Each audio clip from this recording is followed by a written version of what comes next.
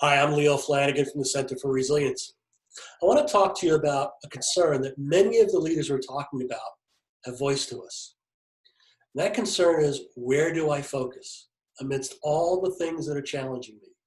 We have the virus itself. We have the economic turmoil.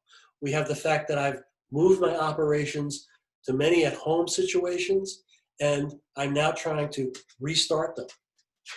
I'm talking about challenges from a human capital standpoint where I've got working parents who've been struggling for months now to both take care of their children and do their work. And unfortunately, as a business person, we've reached a point where we simply can't afford to pay full-time salaries for what is essentially part-time work. Very, very tough situations. Our supply chains have proven to be unstable, creating other problems. And systemic racism is finally becoming a problem that we're going to address head on. How do I do that inside my organization? All these challenges and more. Well, the good news is that the science speaks very clearly about where you should focus your attention first. It's on anxiety. Anxiety blocks our ability to be calm, make fact-based decisions, and communicate well, and to be agile in response to the ever-mounting changes that happen around us. Anxiety gets in the way of solving successfully any of the other challenges we face. And anxiety, a year ago, affected 8% of the US workforce. 8% reported anxiety disorders. As of this month, that has skyrocketed to 38%. That is 25 times the number of people who've been infected by the virus itself. And let me just talk to you a little bit about what these anxiety disorders are like. There's 6 major ones, but let me talk about agoraphobia.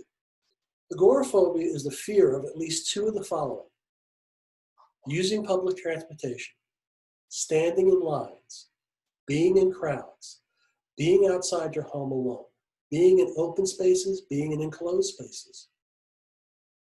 Those are the rules we're asked to follow to control the pandemic. It's no wonder why anxiety is skyrocketing. That's where we need to start. So how do you do that? Well, first, begin with yourself. Whatever level of anxiety you're experiencing, take advantage of the approaches to reducing your anxiety, perhaps eliminating it, that are grounded in the latest neuroscience. And once you've learned that and managed that and literally rewired your brain for that, then begin to share and model your calmness, your fact-based decision-making, your ability to be agile with new contingencies to unexpected circumstances, and your ability to communicate clearly.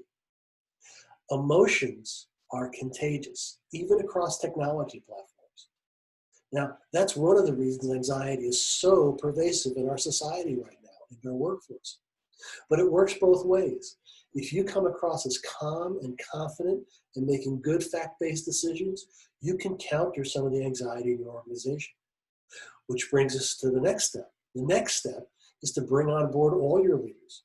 Help all of them learn how to use the science-based approaches to reducing or eliminating anxiety, and then model, again, their calmness, their confidence to infect the workforce with that optimism that's grounded in reality. And then, of course, go to your workforce and train them in the same behaviors.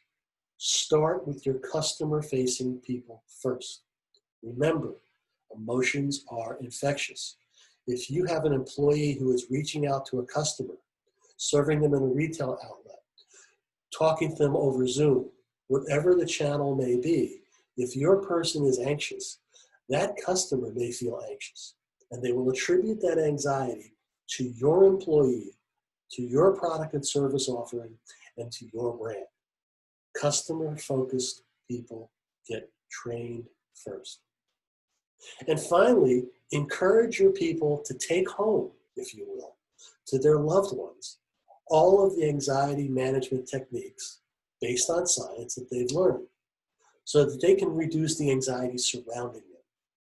And a final benefit is that'll make sure that the loved ones that your employees depend on for support are encouraging your employees to do the best they can for you. So I hope this is helpful. I wish you well, stay safe.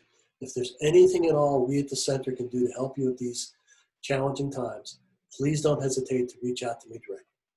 Thank you very much and stay safe.